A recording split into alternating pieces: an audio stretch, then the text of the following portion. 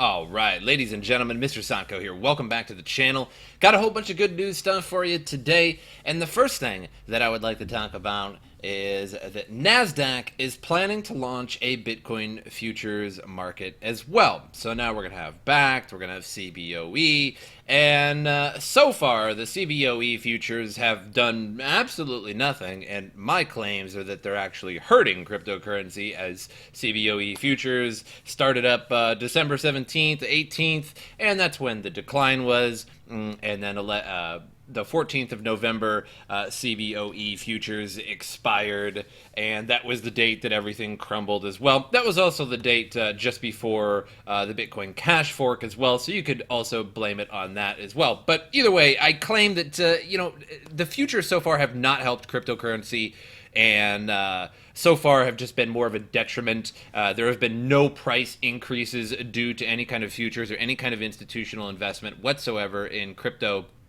But with Backed coming soon and potentially Nasdaq, we could see a change in that sentiment, I suppose. The world's second largest stock exchange, Nasdaq, is planning to introduce Bitcoin futures within the first quarter of 2019.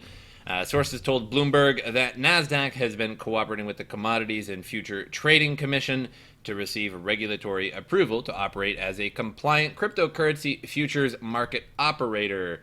So the report read that Nasdaq has been working to satisfy the concerns of the U.S. Maine's swaps regulator, the Commodity Futures Trading Commission, before launching the contracts. The people said the New York exchange operator, which was first reported to be eyeing the Bitcoin futures market last year, wants to allow trading in the first quarter of 2019. One of the people said.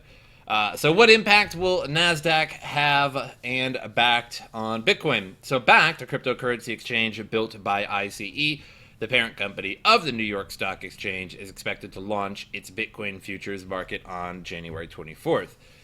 So on November 20th, the company delayed the listing of Bitcoin futures, citing an unforeseen increase in demand for its futures product. Back stated that it needs additional time to prepare the infrastructure that is required to serve a large group of investors based in the U.S. So ICE Futures will list a new Backed Bitcoin daily futures contract for trading on January 24th, subject to regulatory approval. So currently, the demand from institutional investors for crypto can only be evaluated through the numbers that Backed, Fidelity Digital Assets, Goldman Sachs, BitGo Custody, and Coinbase Custody, and the other major over-the-counter markets can provide. The entrance of Nasdaq in a long-lasting bear market and downtrend suggests that the company sees sufficient institutional demand from the U.S. market. So a conglomerate in the size of Nasdaq does not allocate a large portion of its resources to develop an infrastructure for a new asset class unless it is certain that the demand will grow over time. So depending on the delivery of Nasdaq's plans, by the second quarter of 2019, the cryptocurrency market could have Nasdaq and New York Stock Exchange, who are the largest stock exchanges in the global market, operating Bitcoin futures. So this just said the second quarter of 2019, even though they said the first quarter of 2019. So I'm willing to make a bet of no monetary value, if you will, that this will not happen in the first quarter of 2019 and will likely be later on in the year, if not delayed even further.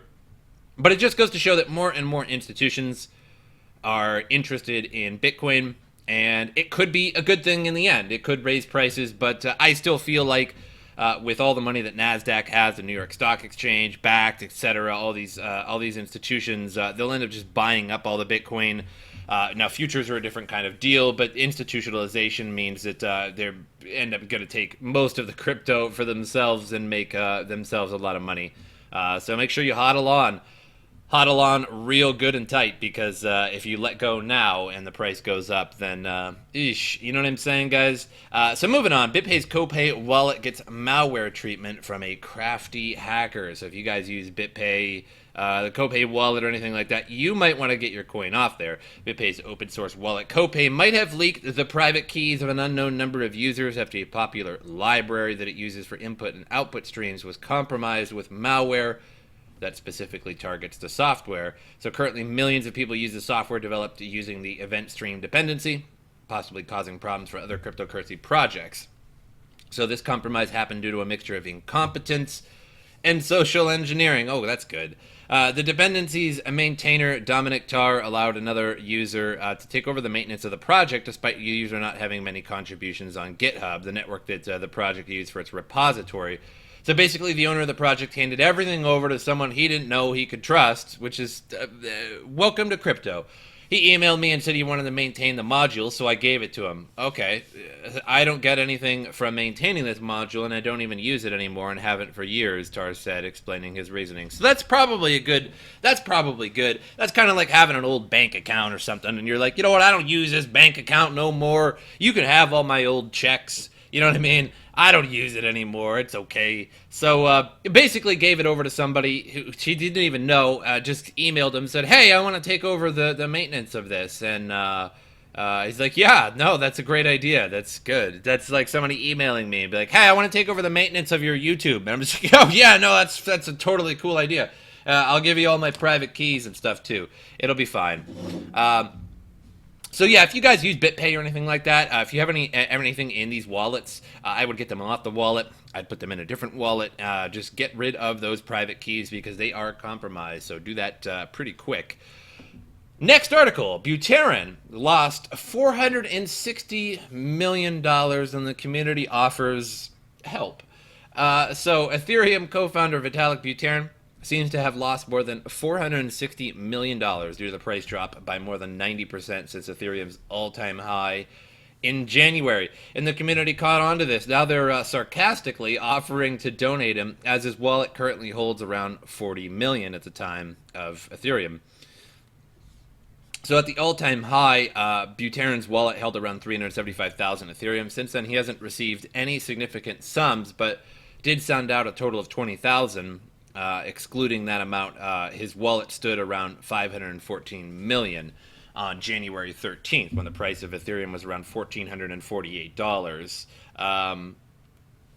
So the original poster on Reddit called the case the strongest hands, but others were quick to correct him. The strongest hands are those that are down by 90% and still holding, not some millionaire guy whose profits are 10,000%.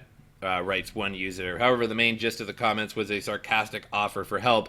Poor guy only has 37 million now. How could I donate to help? Send him 0.5 Ethereum and he will send you 5 Ethereum later. So kind of funny. I don't even know why I read this article, but it is interesting to think about that he did have like $500 million or so. This guy nearly was worth $1 billion. World's absolutely worst MMA fighter. As you can see, his neck, you would just be able to get that in a stranglehold real easy. I mean, he'd be out in a second. But still, regardless, Butyrin is worth $500 million. But now only a paltry, a measly 37 or 40 million dollars. Nobody's even counting. 37 or 40 million. I mean, poor guy. I mean, if I only had $37 million, I'd start a GoFundMe immediately. I mean, what would I even do? How would my family eat? How would I keep the insurance on my Lambos? I have no idea. My whole world would be in trouble. Kind of funny, though, but the crash of the crypto, it just goes to show the broad spectrum of the crash of the crypto market. I was looking at Reddit the other day, or earlier today, actually, and I should have showed it to you guys, because it's kind of funny, but it's basically, there was an article on the cryptocurrency Reddit that somebody had posted, and it said, like, real honest truth, and it shows Coinbase, and Coinbase has these packages now where you can buy all of the coins at once and just have one whole portfolio. And it says on there, if you were to buy $100 on January something, you would now have $40. And that's what Coinbase is showing you, that you only have $40. So it's showing your investment then versus now, like how much you have made.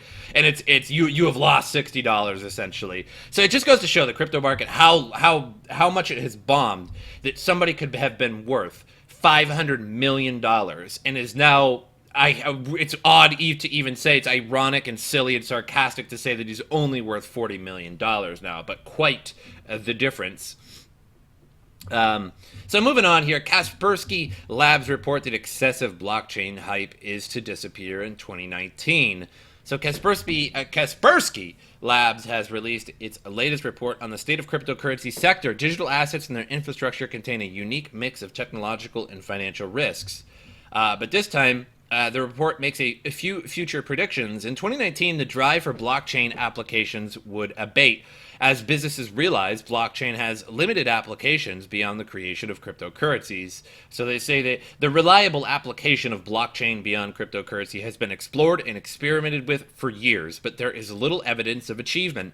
We expect 2019 to be the year people stop trying.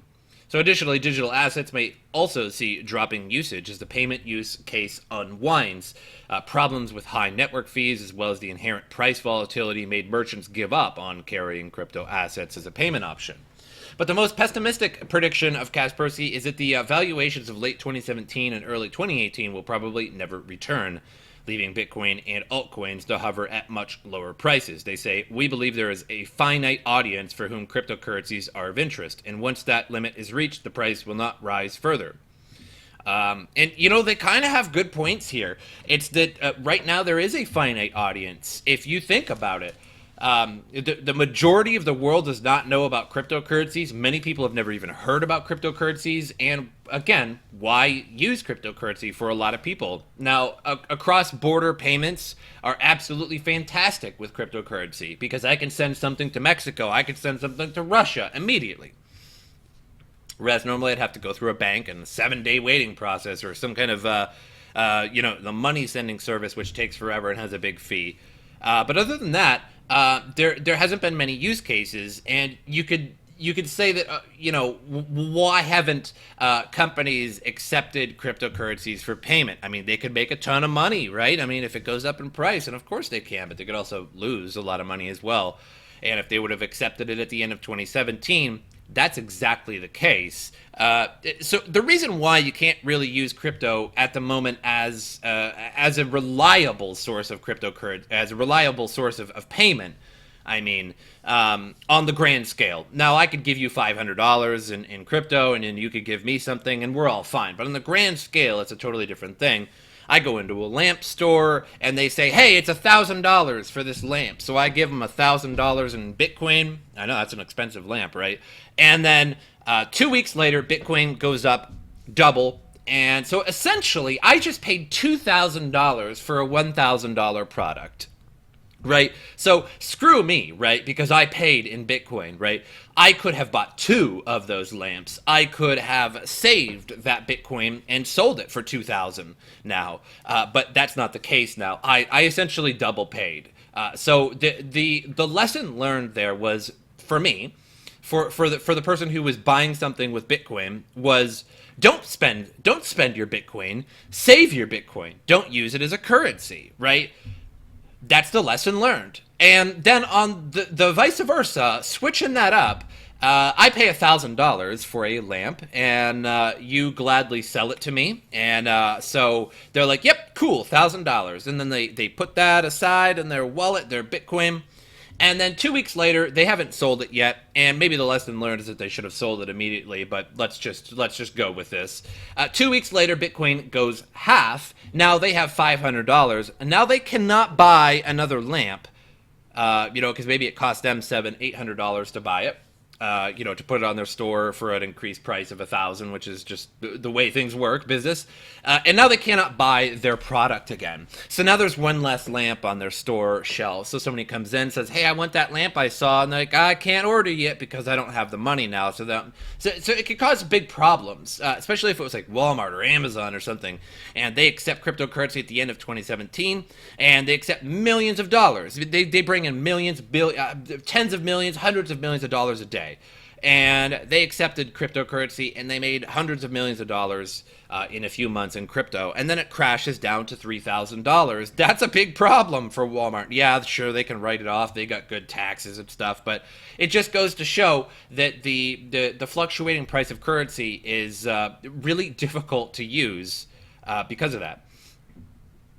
And, also the fact that there's very little evidence of achievement is true. Now, I believe in the future we will have, of course, better technology, better blockchain, better ideas, And that's always the case. That's always the case. You could have said that about the Ford Model T when it came out. Like, hey, my horse can pull this stump out of the ground, right? And my horse can get me into town and carry my whole carriage here filled with a ton of grain and goods, right? But that Model T over there, it can only go like 20 miles an hour, and I gotta put all this money into it and gasoline into it, and it can't even tow anything, and I can't even pull a stump out of the ground with it. It doesn't have the horsepower to do it, right? So you could have said the same thing about just about anything. You could say the same thing about the internet in the 80s or 90s or early 90s. You can go on and you say, well, this is stupid. There's hardly anything. I've logged on to AOL and it shows me the news, it shows me the weather, but I can't find anything else. There's no good videos to watch. There's no cat videos. There's no dog videos.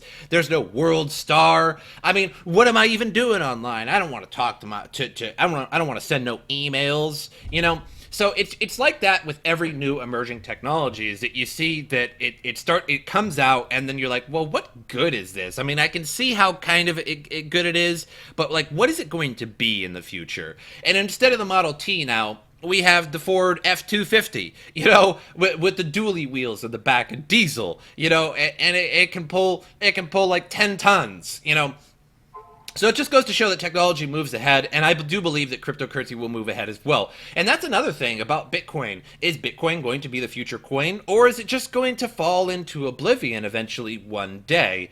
Maybe that's a month from now, maybe that's 2 years from now, maybe it's 10 years from now, but sooner or later Bitcoin will fall into oblivion and something else will take its place that's so good, so amazing that we could never have thought of, and will take its place, and we'll start off as some piddly ICO that starts at $1 a coin and goes up to thousands and thousands, and it is just amazing. It's great currency, it's great smart contract, it's great everything. So sooner or later, we will see better things, but I have to agree with Kaspersky right now. I really do have to agree. It's unfortunate. I'm very bullish on crypto, but I have to agree. At the moment, there's not very many use cases of crypto, and at the moment, there is a finite audience of crypto. Another example I want to throw out here, and I know I'm ranting at this point, but another example is Verge, or Verge coin, and where is good old? It's got to be around here somewhere. I want to take a look at it. Verge, yeah. So Verge coin is interesting. Now, I want to throw all the developer nonsense out of the way. I want to throw the potential scams of Verge coin and them taking donations and them saying, oh, it cost us money to get on Trezor, but then they were like, no, it doesn't cost any money to get us on Trezor. Oh, no, that money was for our partners. Who cares? Throw all that in the garbage. What they did, if you guys don't remember, Verge had this hype. They had this partnership, and they were hyping it for weeks and weeks and weeks. And finally it comes out. And it comes out and turns out that they partnered with MindGeek, which is sort of a advertising, marketing, and they place ads into essentially porn sites. And so they're not necessarily like MindGeek necessarily isn't a porn site, but they manage them and put ads and monetize them, etc., etc. So they partnered with MindGeek, and what MindGeek did was they partnered with Pornhub and said, okay, now you can buy your subscriptions to this website in Verge coin. Awesome, right? So great partnership, great use of the coin in the sense of I can spend it on something real now. The problem is that isn't going to work. To raise the price of a coin, you need to make people buy it. There needs to be a lot of people that want to buy it.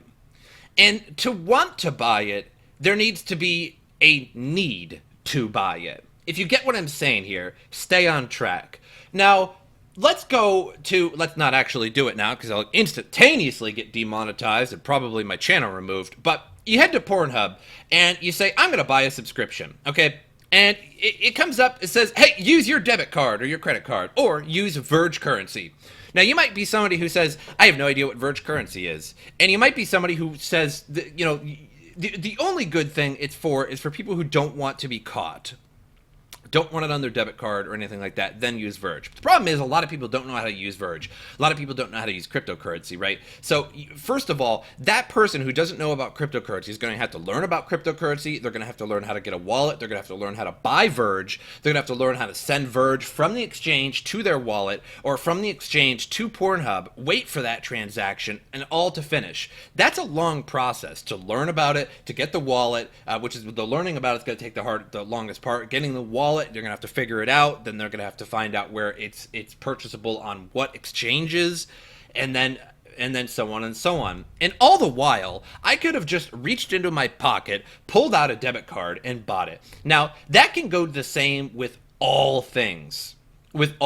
Now, miners have a different, there's a different thing with miners. It says, you create a bunch of cryptocurrency with your graphics cards or your ASICs, and then you go out and spend them. Okay, that's a little different, but going way out of your way to buy cryptocurrency just to use cryptocurrency when you could have just pulled out your debit card or your credit card and just boom and got the job done.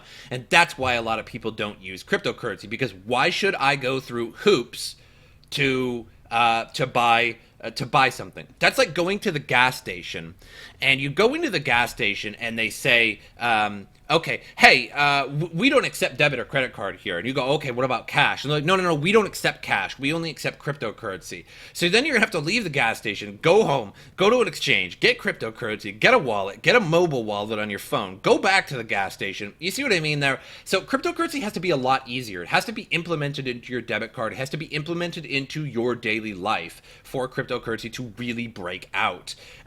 So let's talk about the market real quick. 123 billion market cap, 53% Bitcoin dominance. Let's go ahead and do a little refresh and see what we get. 124 billion market cap. So we're going up slowly. We're staying stable, but that's been the case for all year, and it's stable for a while and then dumps down and then goes right back up. But that's about all I have for you guys today. I appreciate you guys listening to my rant. What do you feel about the usage of cryptocurrency? When do you feel it's going to take off? What do you feel it's going to? What do you feel is going to make cryptocurrency take off, and what it's going to take to do that?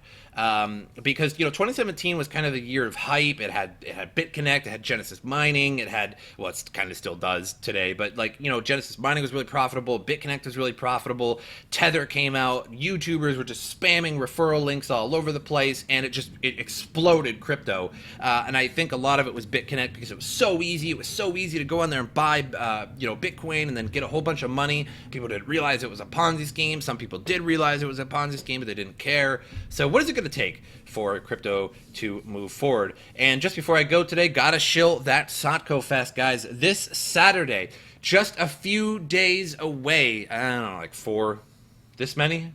I don't know, this many or this many?